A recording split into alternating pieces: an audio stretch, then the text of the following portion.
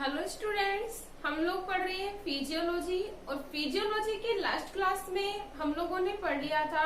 हमारा टॉपिक जो main topic है वो चल रहा है रेस्पिरेशन के बारे में। और रेस्पिरेशन के लास्ट क्लास में हम लोगों ने पढ़ लिया था रेस्पिरेटरी ऑर्गन के बारे में, जिसमें हम लोगों ने बता दिया था हम लोग मेनली पढ़ रहे हैं ह्यूमन रेस्पिरेटरी ऑर्गन के बारे में। और जो ह्यूमन रेस्पिरेटरी ऑर्गन होता है वो क्या होता है? Lungs. We all know that जो लंग्स होते हैं वो कोन शेप्ड या शंकु के आकार की संरचना होती है, जिसके द्वारा जो O2 होती है उसको यूज किया जाता है और CO2 को क्या किया जाता है? छोड़ा जाता है।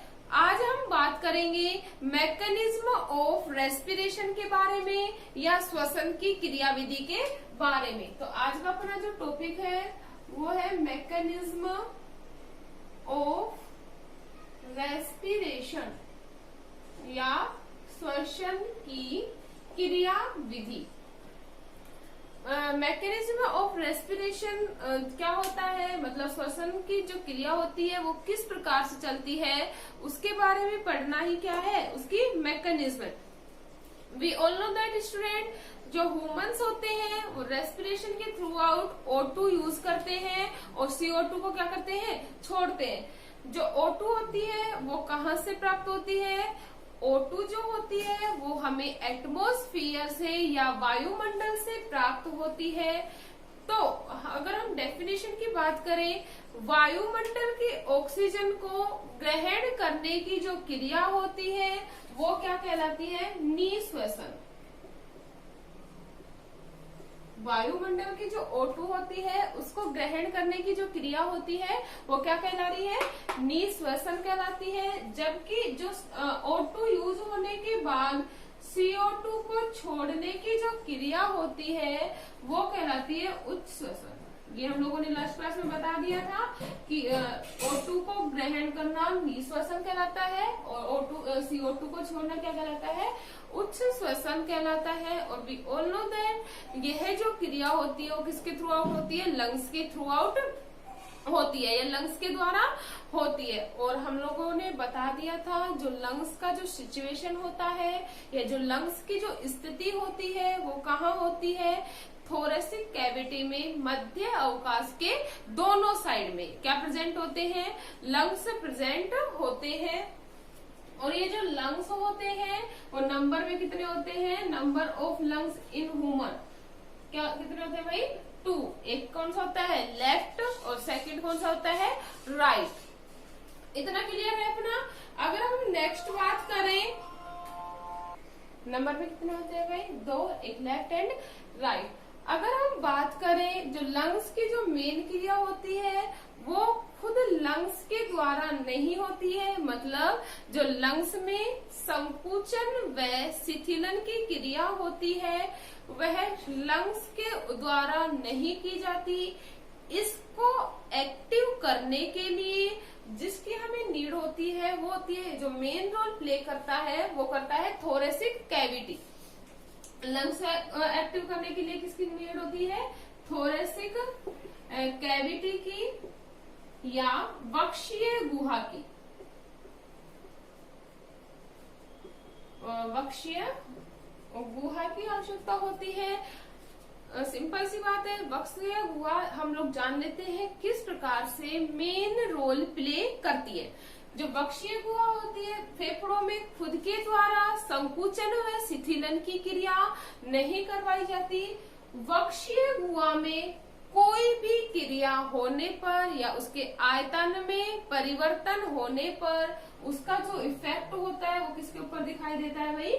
लंग्स के ऊपर दिखाई देता है। मतलब अगर वक्षीय गुहा में कोई चेंजेस होगा तो लंग्स में भी क्या होगा? परिवर्तन होगा। मतलब लंग्स की जो क्रिया होगी वो कंप्लीट डिपेंड करेगी किसके ऊपर? थोरेसिक कैविटी के ऊपर। जैसे ही थोरेसिक कैविटी में संकुचन या शिथिलन की क्रिया होती है, लंग्स में भी क्या होगी? संकुचन व शिथिलन की क्रिया। अगर हम बात करें जो थोरेसिक कैविटी होती है वो उसकी संरचना की, तो जो थोरेसिक कैविटी होती है वो होती है बॉक्स लाइक स्ट्रक्चर। जो थोरेसिक कैविटी होती है वो कैसी होती है? Box like structure.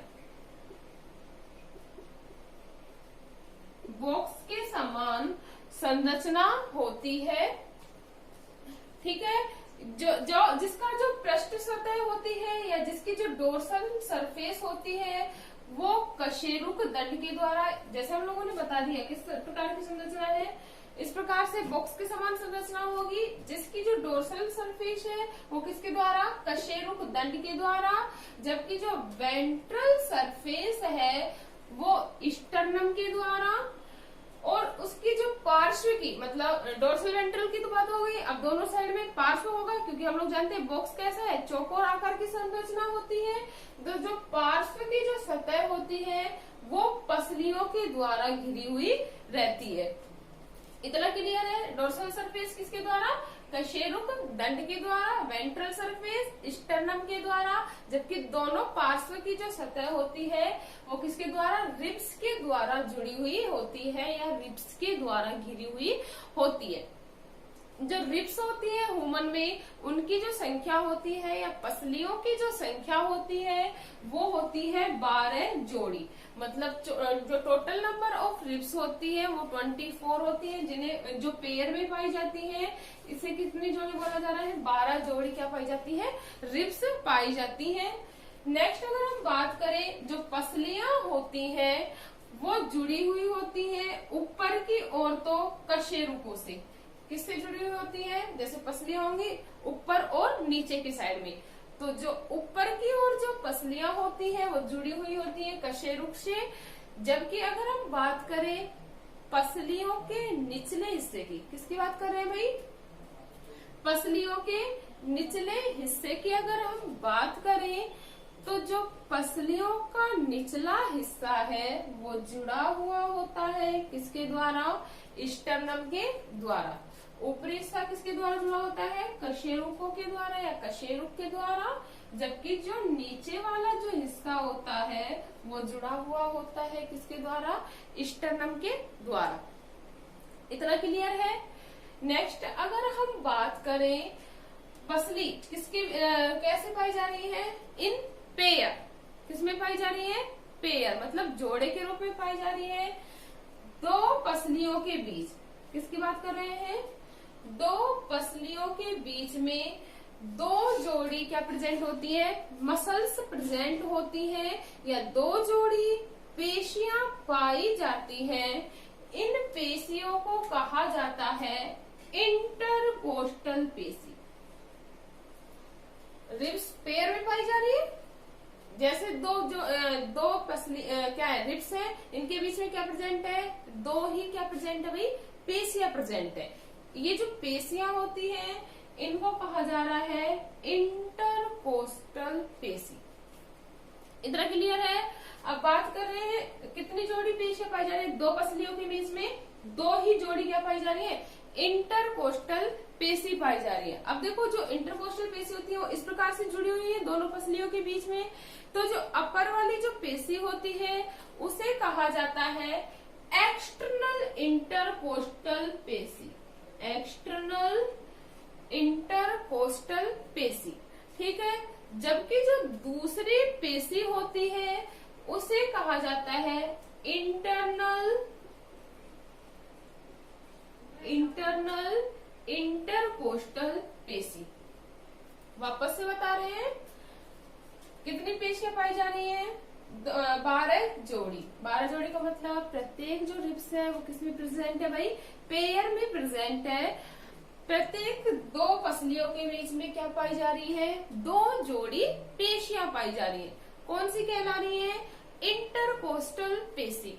इंटरकोस्टल पेशी कितनी पाई जा रही है, दो।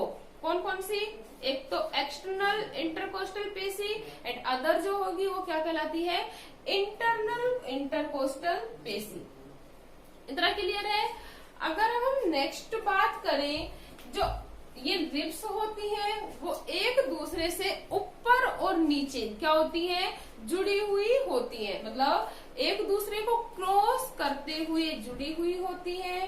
सिंपल लैंग्वेज में अगर हम बात करें तो जो दो रिब्स होती है वो एक्स की शेप में, किसकी शेप में, एक्स की शेप में जुड़ी हुई होती है, क्रॉस शेप में या एक्स शेप में जुड़ी हुई होती है। मतलब जो रिब्स होती है उसका ऊपर वाला हिस्सा नीचे वाली रिब्स से, और नीचे वाला हिस्सा जो होता है वो ऊपर वाली रिब्स से क्या होता है, जुड़ा हुआ पाया जाता है।